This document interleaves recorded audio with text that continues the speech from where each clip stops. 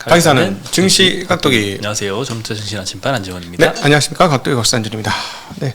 날씨가 나쁜 날은 시장이 괜찮은 것 같아요. 날씨가 좋은 날 항상 떨어지지.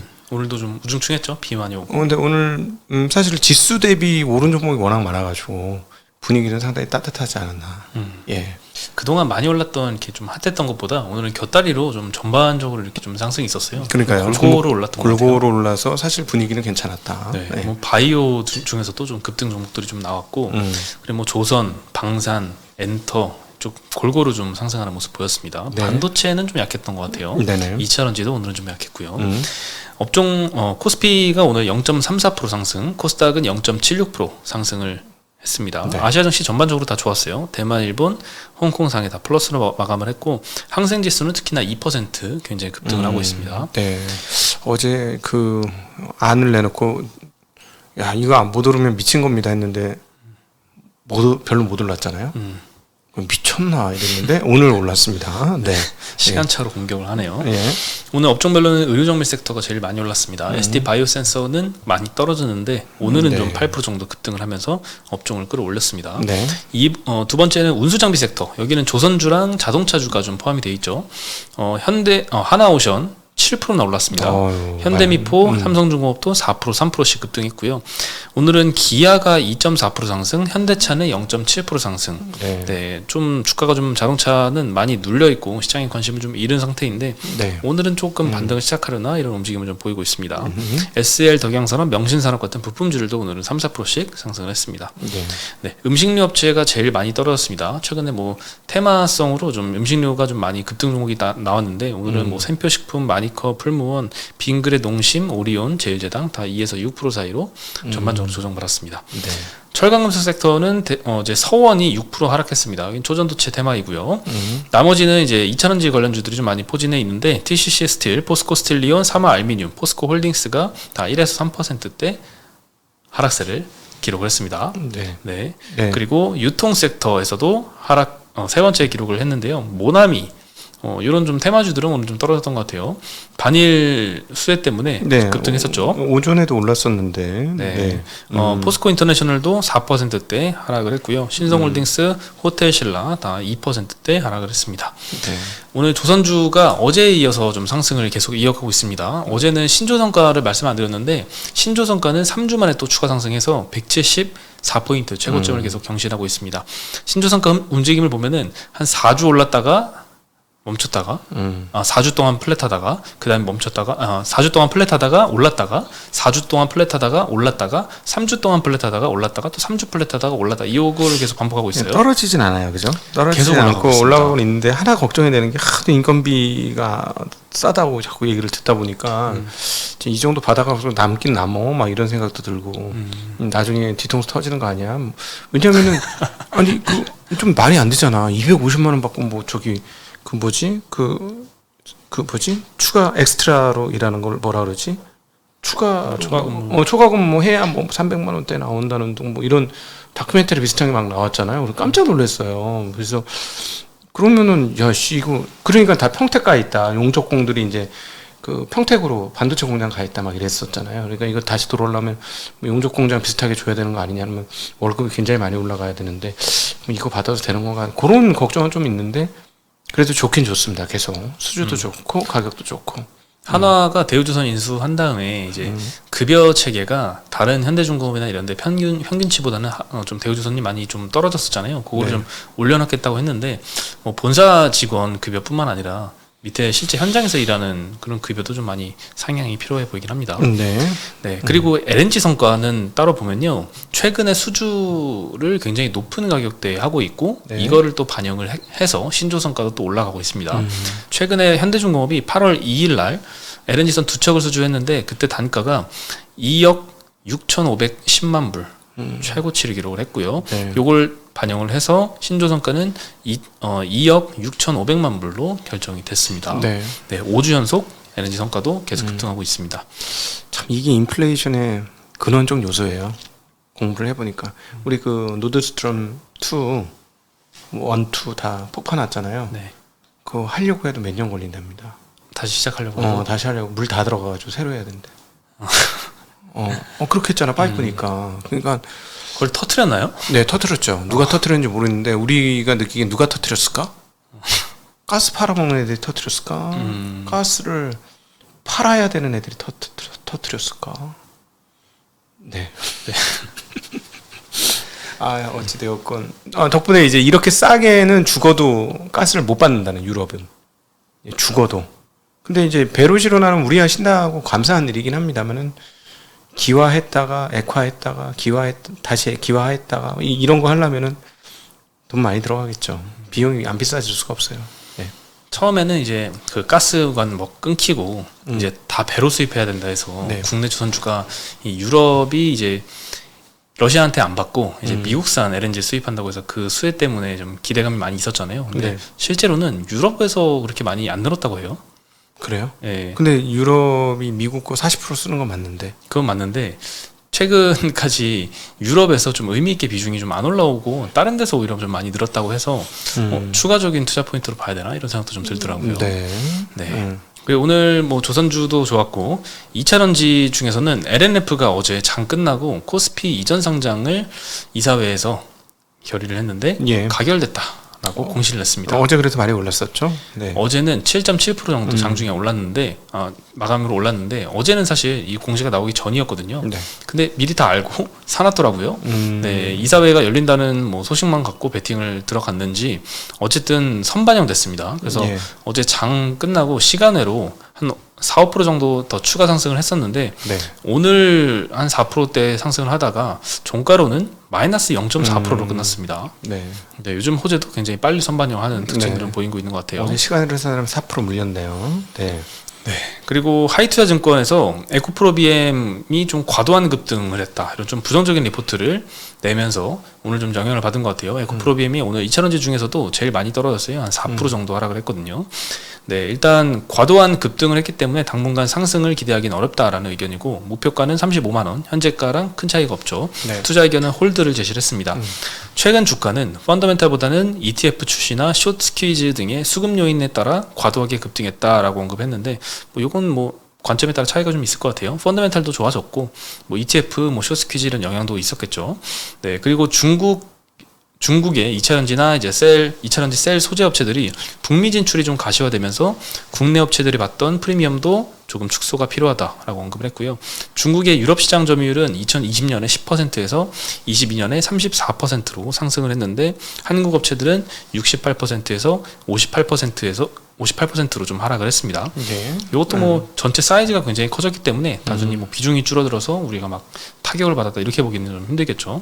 네, 밸류에이션 같은 경우에는 2027년 기준으로 PER이 26.3배라고 합니다. 그래서 27년에서 한 2030년까지의 실적을 이미 선반영된 수준이기 때문에 주가 조정 없이는 추가 상승을 당분간은 기대하기 어렵다. 현 시점에서는 조정에 주의할 필요가 있다라고 언급을 했습니다. 그러면서 이제 양극재들이 많이 빠졌는데 제가 보기엔 양극재는 그래도 조금 2차전지 밸류 전체에서는 조금 유리한 위치에 있는 거 아닌가 하는 생각이 들고 개인적으로는 셀업체들에 대한서는 굉장히 좀 힘들게 보거든요. 양극재하고 좀 입장이 완전히 다르죠. 근데 이제 새로운 업체가 셀을 만들겠다고 하더라고요. 4680하고 217을 만들겠대요. 네. K모 회사가 내년인가 내후년부터 만들겠대요. 증세 공시를 굉장히 세게 했죠. 예, 6,100억이 돈이 필요하다는데 6,100억 갖고 될지도 모르겠고 이거를 하면 대단한 거죠. 그 K사가 최소한 그렇게 된다면은 파나소닉이라든가 LG 엔솔이라든가 심지어는 테슬라보다도 더 대단한 회사가 되는 거예요. 왜냐하면 지금 테슬라 수율 안 나오잖아. 제가 4680 갖고 얼마나 욕을 많이 먹었는데 그거 열 처리가 힘들어서 그거 잘 안 돼요. 이렇게 했다가 뭘 안 된다고 되는데 안 된다고 했는데 그게 2년 전 얘기 벌써. 근데 지금 뭐 4680 나오긴 나오지만 의미 있는 수준의 물량이라고까지 보기에는 좀 어렵잖아요. 168이나 16850이나 217보다는 그죠? 그리고 217로 갈 때 파나소닉 1년 반 걸린 걸 제가 똑똑히 봤거든요. 18650에서 그 수율 잡는데 이제 이 한국의 K 업체가 이제 4680하고 21700 내년인가 내후년인가 출시한다니까. 테슬라와 파나소닉을 넘는 대단한 회사가 출연할 것 같습니다. 단돈 6,100억. 계획은 한번 자세히 한번 봐야 될 것 같아요. 내년부터 바로 뭐 양산을 한다고 했는지는 한번 시제품이야 누구나 만들 수 있지. 시제품은 저도 만들 수 있을 수도 있어요. 일단 시제품은. 공장부터 지어야 되지 않나요 지금? 뭐 그게 이제 생산 모르지. 그게 테슬라한테 납품 안 하겠지. 네. 어쨌든 뭐 대단한 이야기를 지금 하고 있는데 어쨌든 주가가 좀 많이 올라서 건투를 빌겠습니다. 자금도 많이 땡겼기 때문에 물론 그래도 더 많은 돈이 주식을 또 팔아야 되는 거 아니야? 6,100억어치? 그건 마련하기 위해서? 또 판다. 네. 그렇게 해야 되겠죠? 뭐 그럴 수 그럴 것 같은데요. 있을 수 네, 있겠죠. 6,100억 예상했던 시나리오 중에 하나입니다. 계속 주식을 팔고 아니면 유상증자 조달을 하려고 했는데 조달을 하든가 주식을 팔든가 했는데 주식을 파네요. 훨씬 현명한 방법이긴 하죠. 대주주 입장에서. 일론 머스크의 길을 가는 건가요? 일론 머스크는 그래서 X를 샀잖아. 트위터를. 여기는 그냥 21700을 하겠다는 거니까. 네, 근데 어쨌든 전 세계 업체들이 뛰어넘지 못한 산을 한국의 K 업체가 넘는다고 하니까 건투를 빌겠습니다. 네. 네. 그리고 핸드폰 쪽은 오늘 좀 애플 쪽이랑 안드로이드 쪽이랑 갈렸습니다. 아, 진짜 안드로이드 미치겠습니다. 예, 한국 사람으로서 좀 슬픈데요. 애플이 삼성을 뭐 이익이나 뭐 ASP 기준으로 꺾은 거는 뭐 너무나 옛날 일이고 네. 판매량으로까지 꺾는다는 소식이 좀 나왔습니다. 사실 커뮤니티의 전망이에요. ASP가 2배 이상 차이가 날 거거든요. 2배 이상 차이 납니다. 3배 정도 네. 차이 날 건데. 네. 그러니까 평균 판매 단가가 한 3배 정도 차이가 날 건데 판매량이 3배 비싼 게 판매량이 더 많다? 힘든 얘기네. 예. 예. 애플이 일단 23년도에 2억 2,500만 대의 아이폰을 출하할 것이다라고 커뮤니티가 전망을 하고 있고요. 네. 삼성은 스마트폰 수요가 감소했기 때문에 여기에 대응해서 연간 목표를 2억 2천만 대로 줄였다고 합니다. 네. 그럼 벌써 23년도만 해도 아이폰이 더 많죠. 네, 근데 내년도에 애플이 추가적으로 출하량을 5에서 10% 늘릴 것으로 보고 있고요. 삼성은 내년에도 올해처럼 보수적인 전망을 유지할 가능성이 크다. 그러면 내년에는 판매량 차이가 더 벌어질 수 있겠다라는 계산이 나오죠. 예. 네. 애플이 판매량 1위를 올해에 이어서 내년까지 고수하게 되면 이렇게 격차가 한번 벌어지면 다시 또 좁혀질 거라 기대하기는 좀 힘들 수도 있잖아요.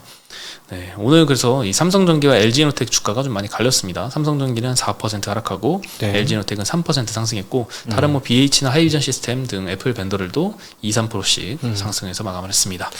어떻게 되는지 한번 좀 잘 봐야 되겠네요. 실제로 저렇게 될지. 그동안 삼성이 이상하다. 고가 모델도 뭐 열심히 팔고 있지만 저가 모델들이 잘 팔렸잖아요. 사실은 고가 모델은 한국에서만 팔았고요. 외국에는 다 A 시리즈, J 시리즈 이런 걸 팔았죠. 네. 그것들도 이제 안 판다는 거니까. 아니, 팔긴 파는데 덜 팔리는 거고. 네, 네. 근데 애플은 한국 고가를 전 세계에 그렇게 많이 살 수 있나? 전 세계에. 그러게요.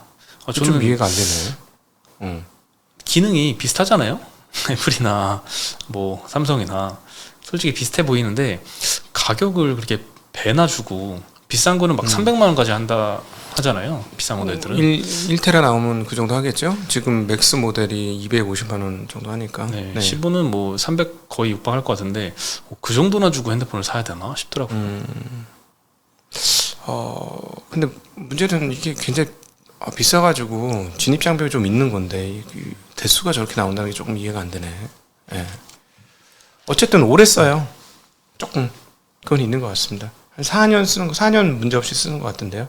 배터리 문제만 없으면 어떻습니까? 배터리 문제는 말씀드렸다시피 일주일에 한 2번 정도씩 전원을 껐다 켰다 요걸 하면 뭐 전혀 문제가 없습니다. 네. 뭘 쓰나 삼성 마찬가지고. 네, 이거 삼성 기술자한테 받은 팁이기 때문에. 껐다 켜를 해요? 네. 어. 그 기술자가 그렇게 얘기하더라고요. 자기는 한 3일에 한 번씩 습관적으로 이제 껐다 킨다고 하더라고요. 그러면 이제 배터리 엄청 오래 쓴다고. 지금 꺼야 되겠다. 씨. 당장 꺼야지. 씨. 한 번도 안 꺼네. 네, 다시 시작 한번 누르시고요. 네. 네. 그리고 바이오 섹터에서도 좀 여러 이슈 때문에 상승을 많이 했는데요. 노보노디스크의 위고비 심혈관 질환에도 효능이 있다라는 발표를 얼마 전에 해서 한번 굉장히 좀 뜨거웠었잖아요. 8월 8일에 그 발표가 있었는데 추가로 이런 효능 발표가 계속 나오고 있습니다. 네. 특정 신부전 질환에서 위고비가 운동 능력을 개선시키는 임상 3상 결과를 발표를 해서 오늘 뭐 펩트론, 인벤티지랩 이런 회사들 7%씩 반등했고요. 네. 셀트리온 그룹이 자사주 매입 발표했습니다. 얼마 전에 3, 4병 발표를 했는데 생각보다 약발이 좀 세진 않았어요. 네. 네, 근데 셀트리온이 1,000억, 셀트리온 헬스케어가 450억, 네. 합쳐서 1,450억 규모로 자사주 매입을 발표했습니다. 이건 참 네. 긍정적인 이슈인 것 같아요.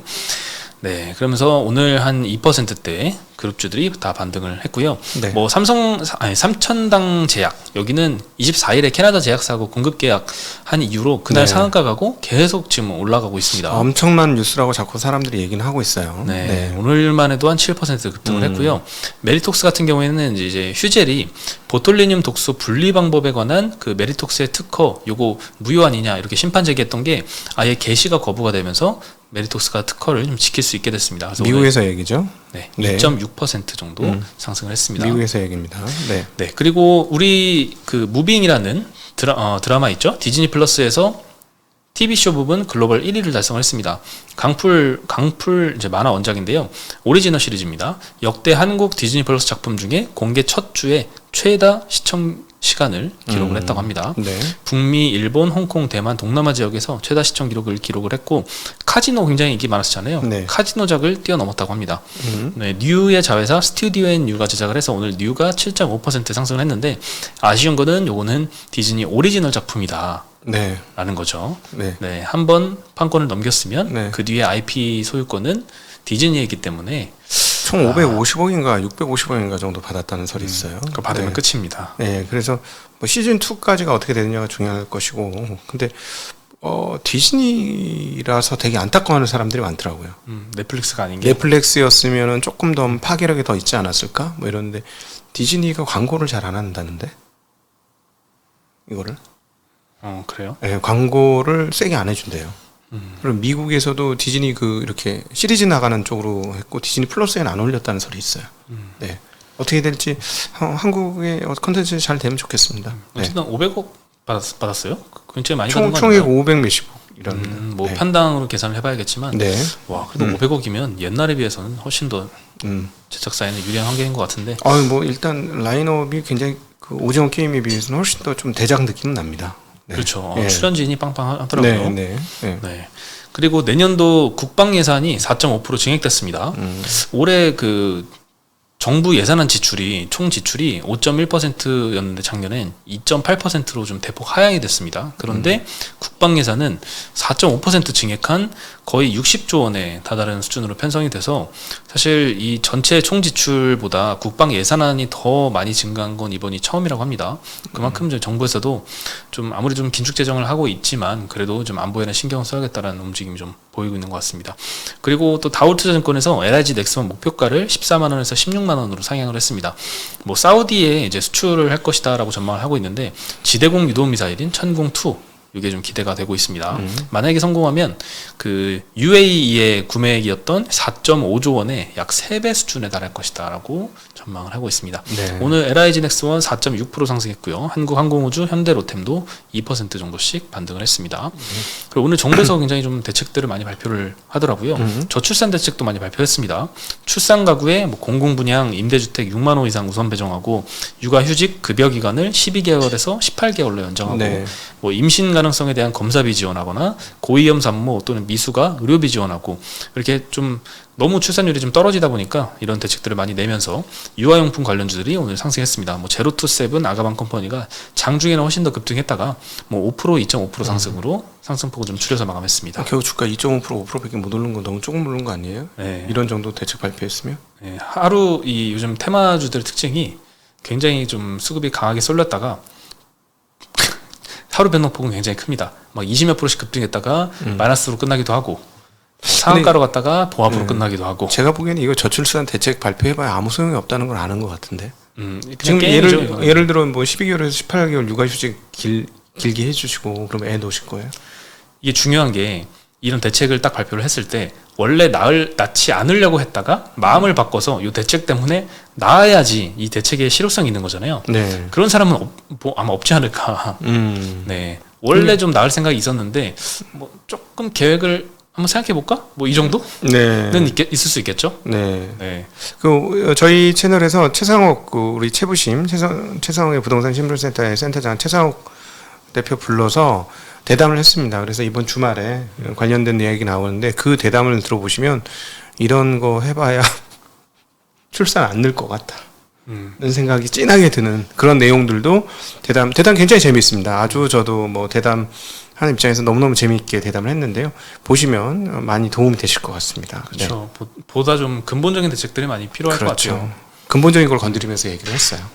출산율 높은 나라들이 뭐 이런 거 돈 많이 줘서 많이 나는 건 아니잖아요. 그럼 사실은 서울에서 안 살고도 살 수 있게 만들어줘야지. 제가 이번에 일본 같은 막 뭐라고 하실 수도 있습니다만 저는 뭐 세계 자연도 동일하다고 생각하고 거길 갔는데 좀 놀라운 게 하나 있어요. 시골 진짜 총구석을 갔거든. 자전거를 타면 구석구석 가요. 진짜 총구석이야. 지도를 보면 알지도 못한 데를 갔어요. 집이 많더라고. 사람이 살아. 근데 제가 한국을 구석구석 돌아다녀 본 바로는 그 정도까지 구석탱이 가면은 사람도 없고 아무것도 없어요. 네. 한국 좀 심각합니다. 네. 그러니까 뭐냐면 자기가 태어난 곳에서 살 수가 없어, 한국은. 다 서울로 이전해야 돼요. 고향이 어딥니까? 저는 신촌 세브란스 병원에서 태어나서 잠깐 하나만 더 물어볼게. 부모님 고향도 서울입니까? 부모님은 아니죠. 아니지. 예. 이거 봐. 서울에 안 오면 지금 3대 연속으로 서울에 사는 사람들 찾아보시면 굉장히 드물어요. 예. 그러니까는 후천적으로 서울에 올라오신 분들이 많습니다. 후천적으로. 그렇죠. 예. 이게 왜냐면은 서울 경기 안 오면은 먹고 살 수가 없어서 올라온 거예요. 근데 사실 다른 나라들은 지방에서 그냥 먹고 살 수 있게 해줬거든. 지금 우리는 그거 안 돼가지고 제가 보기에는 백약이 무효입니다. 예. 이거 해봐야 이제 소멸로 가는 거야. 이제. 그래도 빨리 좀 참 희망적인 전망이 많이 나와야 되는데. 진짜 안타까워. 뭐만 정부도 힘이 안 날 것 같아요. 대책 열심히 발표해도 다 소용없다 그러면 힘이 안 나죠. 부동산 값이 이렇게 오르는데 무슨 대책이 필요해? 안 돼. 네. 마지막으로 이제 채권 ETF 인기가 굉장히 많이 올라왔습니다. 국내 상장된 채권 ETF 순자산 규모가 1월에만 해도 14조 원이었는데 8월 25일 기준으로는 24조 원까지 올랐습니다. 10조 정도 증가를 했고 이 중에 8조 원 정도는 국내 채권 ETF에 쏠려서 해외보다는 국내 채권 ETF에 많이 배팅을 하고 있다라는 생각이 좀 들고요. 이건 장내 시장에 대한 얘기고 장외 시장은 더 크게 증가했습니다. 뭐 당연히 채권 시장은 장외가 훨씬 더 활성화돼 있죠. 장외 시장이라는 건 뭐냐면은 그 증권사에서 그냥 중개를 해주는 그런 시장입니다. 그러니까 거래소에서 매수할 수 있는 게 아니라 그냥 이거 사세요, 파세요, 살까, 팔까 해서 그냥 우리 구두로 해가지고 서류 작성해가지고 하는 그런 게 이제 장외 시장입니다. 쉽게 얘기하면. 네. 그래서 개인 투자자들의 올해 장외 시장 채권 매수 규모가 25조 원입니다. 네, 특히 잔존 만기가 긴 장기채에 주로 투자를 좀 많이 했고요. 인기가 많은 이제 국내 상장된 ETF들 중에서도 미국채 30년물 ETF 요게 굉장히 인기가 많습니다. 막 몇천억 단위로 순매수가 들어오고 있는데 최근에 미국 금리가 많이 급등해서 손실폭이 좀 커졌지만 그래도 내년에는 금리 인하 하겠지라는 생각으로 매수세는 여전히 증가하고 있다고 합니다. 아닐 것 같은데 다 후회 많이 할 것 같은데 내년에도 계속 기준금리 안 내리고 동일하다. 내가 보기에는 후회할 것 같은데. 근데 이제 11월에 금리 인상 한 번 더 할 거다라는 확률이 좀 더 올라가긴 하더라고요. 많이 올라갔죠. 30%에서 50%로 들어갔어요. 그건 중요한 게 아니라 내가 보기에는 대중 정말 죄송한 얘기지만 대중들이 이렇게 쫙 쏠려가지고 금융기관하고 짜옹이 맞아가지고 상품 많이 팔아갖고 좋은 거를 난 별로 본 적이 없어. 단 한 번도 없는 것 같아요. 그게 좀 불안 요인이긴 합니다. 뭘 또 그렇게 세게 단 한 번 찾아보면 있을 거야. 근데 하여튼 별로 없어요. 좋은 적이 별로 없었던 것 같아. 예. 그래서 저는 좀 부정적입니다. 그래서 이상하게 그러더라고. 그러니까 난데없이 언제부터 그렇게 채권 전문가였어? 채권왕 각도기는 채권 한 개도 없는데. 정 안 되면 그냥 달러 들고 있어야 되시는 분들은 금리 높은 미국채 해라라고 얘기한 거지. 적극적으로 하라는 입장은 아니거든. 제 입장은 지금. 참 그게 참 걸리긴 해요. 이게 내년도에는 금리가 뭐 인하를 얼마나 할지 모르겠지만 시중금리 자체는 조금 내려가지 않을까. 물가가 좀 둔화되면서 라는 생각을 모두가 하고 있는데 이렇게 채권 베팅이 많이 들어오는 개인 투자자들의 베팅이 많이 들어오는 상황을 보니까 이렇게 해서 성공한 적이 별로 없었던 것 같은데라는 생각이 좀 유일한 좀 걸림돌인 것 같아요. 솔직히 말해서 지금 1년째 이코노미스트 맞은 사람 누가 있습니까? 다 틀렸지. 다 틀렸잖아요. 그렇죠. 맞았나? 아직도 기억이 생생합니다. 21년도 말에 22년도 금리 전망을 하는데 한 번밖에 못 올릴 것이다라고 전망을 했던 것도 있었습니다. 아니 22년도는 저도 엄청나게 틀렸죠. 3.3%면 끼라고 생각했는데 그러니까는 지금이 뉴 노멀이 올드 노멀로 바뀐 거예요. 제가 보기에는 2008년부터 18, 19년까지의 뉴 노멀이 끝났어. 새로운 옛날 시대로 돌아갈 수도 있고 하여튼 또 뉴 노멀이 또 올 수도 있는 거예요. 저금리가 일상화됐다라고 표현하기에는 제가 보기에는 계속 지금 파월 연설 보면은 애매하게 얘기하잖아. 왜냐면 자신 있게 얘기 못 해요. 지금 왜냐면 변수가 계속 움직일 수 있는 상황이라서 유가 안 떨어지잖아요. 그래서 좀 그렇습니다. 하여튼 네. 그래서 뭐 장기채보다는 뭐 단기채 괜찮아요. 금리가 좋잖아. 뭐 5%씩 하니까 그건 좋잖아요. 네. 네, 오늘 소식은 여기까지고요. 내일 다시 인사드리겠습니다. 네, 안녕.